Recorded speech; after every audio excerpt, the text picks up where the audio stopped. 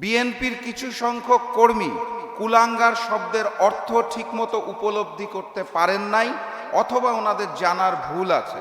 কুলাঙ্গার শব্দের অর্থ কুল যোগ অঙ্গার।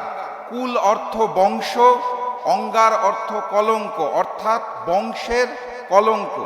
কুলাঙ্গার একটি বিশেষ্য, এমন ব্যক্তি যার কুকর্মের ফলে তার বংশ কলঙ্কিত অথবা অপমানিত হয়। যেহেতু বিএনপি কর্মীরা তারা কুলাঙ্গার শব্দ ব্যবহার করার জন্য রাগ করেছেন, কষ্ট পেয়েছেন, তাই আমি বিএনপি সমর্থক গোষ্ঠীর কাছে আন্তরিকভাবে দুঃখ প্রকাশ করছি, অফিসিয়ালি দুঃখ প্রকাশ করছি। ভবিষ্যতে আর কুলাঙ্গার শব্দটি ব্যবহার করব না বলে আজকের এই সংবাদ সম্মেলনের মাধ্যমে কথা দিচ্ছি, ঘোষণা দিচ্ছি। জনাব তারেক রহমান তার পিতামাতার আদর্শে বর্তমান বিএনপি পরিচালনা করেন না। তিনি পিতামাতার সম্মান নষ্ট করেছেন, তাদের অপমান করেছেন। এটা আমার কোনো নতুন বক্তব্য নয়, নির্বাচনের আগে থেকেই আমি এটা বলে আসছি। গত 15ই এপ্রিল 2026 বুধবার এক আলোচনা সভায় আমার দেওয়া বক্তব্যে আমি একই কথা বলেছি, নতুন কিছু নয়। আমার এই বক্তব্যের পরিপ্রেক্ষিতে আলোচনা এবং সমালোচনার ঝড় উঠেছে। অতীতে অসংখ্যবার দেওয়া বক্তব্যে তেমন কোনো প্রতিক্রিয়া দেখা না গেলেও 15 এপ্রিলের বক্তব্যে বড় রকমের প্রতিক্রিয়া লক্ষ্য করা যাচ্ছে।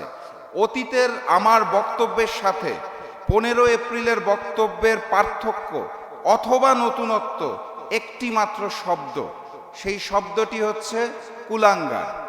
আমার ব্যক্তিগত ধারণা, বিএনপির কিছু সংখ্যক কর্মী কুলাঙ্গার শব্দের অর্থ ঠিকমতো উপলব্ধি করতে পারেন নাই অথবা ওনাদের জানার ভুল আছে।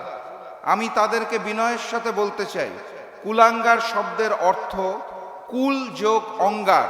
কুল অর্থ বংশ, অঙ্গার অর্থ কলঙ্ক, অর্থাৎ বংশের কলঙ্ক। কুলাঙ্গার একটি বিশেষ্য, এমন ব্যক্তি যার কুকর্মের ফলে তার বংশ কলঙ্কিত অথবা অপমানিত হয়। সম্ভবত কুলাঙ্গার শব্দের অর্থ না বুঝার কারণে বিএনপির কিছু কর্মীদের মাঝে এত উত্তেজনা সৃষ্টি হয়েছে। কারণ এই বক্তব্যটা আমি দীর্ঘদিন ধরেই দিয়ে আসছি। এই একটি শব্দের কারণে আমার বক্তব্যের অর্থ পরিবর্তন হয় না। তারপরেও যেহেতু বিএনপি কর্মীরা তারা কুলাঙ্গার শব্দ ব্যবহার করার জন্য রাগ করেছেন, কষ্ট পেয়েছেন, তাই আমি বিএনপি সমর্থক গোষ্ঠীর কাছে আন্তরিকভাবে দুঃখ প্রকাশ করছি, অফিসিয়ালি দুঃখ প্রকাশ করছি। ভবিষ্যতে আর কুলাঙ্গার শব্দটি ব্যবহার করব না বলে আজকের এই সংবাদ সম্মেলনের মাধ্যমে কথা দিচ্ছি, ঘোষণা দিচ্ছি। কিন্তু অতীত থেকে ব্যবহার করে আসা আমার বক্তব্য কিন্তু একই রয়ে গেছে। আমি এই শব্দটা যেহেতু আপনারা মন খারাপ করছেন আর ব্যবহার করব না।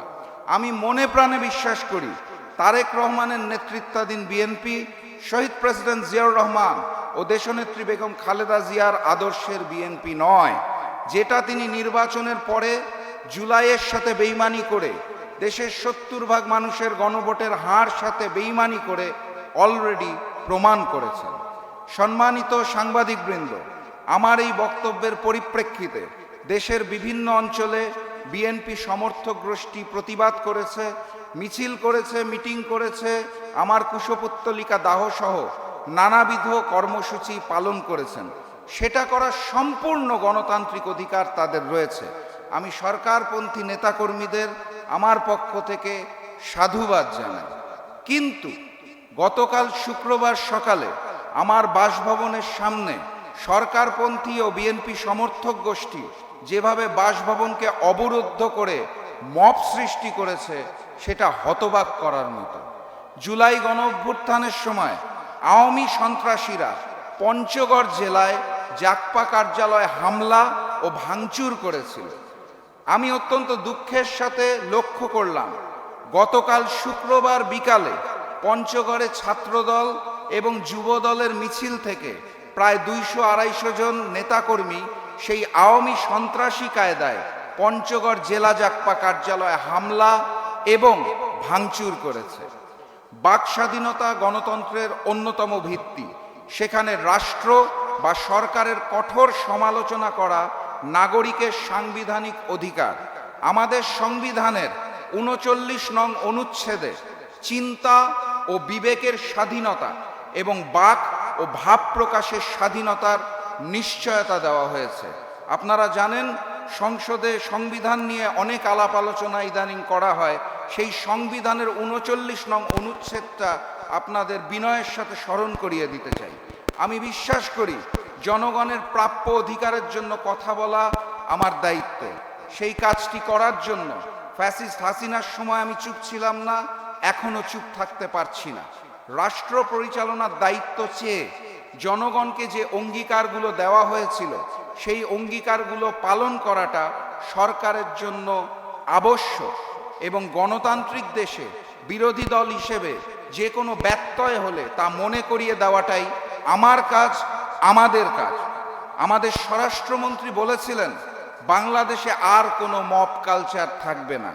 জনাব তারেক রহমান দেশে আসার আগে লন্ডনে বসে সোশ্যাল মিডিয়াতে নিজের ব্যঙ্গাত্মক চিত্র শেয়ার করে বাক স্বাধীনতার ঘোষণা দিয়েছিলেন। আমি জনাব তারেক রহমান ও সালাউদ্দিন আহমেদের কথার প্রতিফলন দেখার অপেক্ষায় আছি। সম্মানিত সাংবাদিকবৃন্দ, আমি আপনাদের মাধ্যমে দেশবাসীর সামনে কিছু তথ্য তুলে ধরতে চাই। আমি যেই রাজনৈতিক বক্তব্য দিয়েছি তা শুধুমাত্র আমার বক্তব্য অথবা দলীয় মুখপাত্র হিসেবে জাতীয় গণতান্ত্রিক পার্টি জাগপার বক্তব্য। এর সাথে আমাদের 11 দলীয় ঐক্যের কোনো সম্পর্ক নাই। অতএব আমার বক্তব্যকে যারা জামাত অথবা 11 দলের বক্তব্য হিসেবে প্রচার করছেন, অপপ্রচার করছেন, তারা নিঃসন্দেহে ভুল করছেন। 2, আমাকে বিব্রত করার লক্ষ্যে সোশ্যাল মিডিয়ায় আমার ফোন নাম্বার ছড়িয়ে দেওয়া হয়েছে। অতি উৎসাহী বিএনপি সমর্থকেরা আমার ফোনে সুমধুর মিষ্ট ভাষায় বকাঝকা দিচ্ছেন, অত্যন্ত মিষ্ট ভাষা। একই সাথে নানাবিধ পন্থায় আমাকে হত্যার হুমকি প্রয়োগ করেছেন। জুলাই গণ অভ্যুত্থান পরবর্তী বাংলাদেশে বাক স্বাধীনতার এত চমৎকার উদাহরণ আমরা কেউই আশা করি নাই। আমি অত্যন্ত বিনয়ের সাথে বিএনপি সমর্থকদের বলতে চাই, জুলাই গণ অভ্যুত্থানে আমার জুলাইয়ের 19 তারিখে মৃত্যু হতে পারত। আমি আল্লাহ প্রদত্ত দ্বিতীয় জীবন যাপন করছি। মৃত্যু ভয়ে আমি রাজনীতি করি না। মহান রাব্বুল আলামিন যেদিন যে সময় আমার মৃত্যু নির্ধারণ করেছে তার 1 সেকেন্ড আগে অথবা 1 সেকেন্ড পরে আমার মৃত্যু হবে না। 3 নম্বর পয়েন্ট, রাজনীতির সাথে সংযুক্ত না থাকার পরেও শুধুমাত্র আমার সহধর্মিণী হওয়ার অপরাধে সোশ্যাল মিডিয়ায় আমার সহধর্মিণীর ফোন নাম্বার ছড়িয়ে দেওয়া হয়েছে। আমার বক্তব্যের পরিপ্রেক্ষিতে আমার পরিবারের মানুষকে হেনস্থা করা হচ্ছে, যা একটি গোষ্ঠীর রুচিবোধকে প্রশ্নবিদ্ধ করে। 4 নাম্বার, আমার বিরুদ্ধে প্রতিবাদ করতে যে আমার মরহুম দাদা পাকিস্তান আমলের স্পিকার মুসলিম লীগ নেতা গমিরুদ্দিন প্রধানকে রাজাকার বলা হচ্ছে, অথচ বিগত আওয়ামী লীগ, বিএনপি সহ কোন সরকারের আমলে গমিরুদ্দিন প্রধানের নামে এই ধরনের অপবাদ কেউ কখনো দেয় নাই। নতুন বাংলাদেশে নতুন অপবাদ পাওয়া গেছে। 5 নাম্বার, আমার বিরুদ্ধে প্রতিবাদ করতে যে আমার মরহুম পিতা জাগপা প্রতিষ্ঠাতা সভাপতি শফিউল আলম প্রধানকেও রাজাকার বলা হচ্ছে, অথচ ইতিহাস বলে শফিউল আলম প্রধান 71 সালের 23শে মার্চ পরাধীন বাংলার দিনাজপুরে পাকিস্তানের পতাকা নামিয়ে স্বাধীন বাংলার পতাকা উত্তোলন করেছিলেন। তিনি একজন বীর মুক্তিযোদ্ধা ছিলেন। একজন বীর মুক্তিযোদ্ধাকে এই নতুন বাংলাদেশে রাজাকার বানানোর এই মিথ্যা চক্রান্ত নিন্দনীয় কাজ। সর্বশেষ পয়েন্ট, একইভাবে আমার মরহুম পিতা জাগপা প্রতিষ্ঠাতা সভাপতি শফিউল আলম প্রধানকে আমার বিরুদ্ধে প্রতিবাদ করতে যে মহসিন হলে সংগঠিত 7 খুনের হত্যাকারী বলা হচ্ছে, অথচ যারা বলছেন তাদের নেতা বিএনপি মহাসচিব মির্জা ফখরুল ইসলাম আলমগীর সহ অসংখ্য বর্ষিয়ান বিএনপি নেতাদের মুখে পাবলিক মিটিংয়ে আমরা শুনেছি এটা একটা মিথ্যা অপবাদ। তৎকালীন ক্ষমতাসীন আওয়ামী লীগের 64 জন দুর্নীতিবাজের নামের তালিকা প্রকাশের 1 সপ্তাহের মধ্যে 7 খুন সংগঠিত হয় এবং শফিউল আলম প্রধানকে আসামি করা হয় মুজিব সরকারের নির্দেশে। শফিউল আলম প্রধান সে সময় ছাত্রলীগের কেন্দ্রীয় সাধারণ সম্পাদক ছিলেন, আর সভাপতি ছিলেন বর্তমান বিএনপি সরকারের সাংসদ মনিরুল হক চৌধুরী।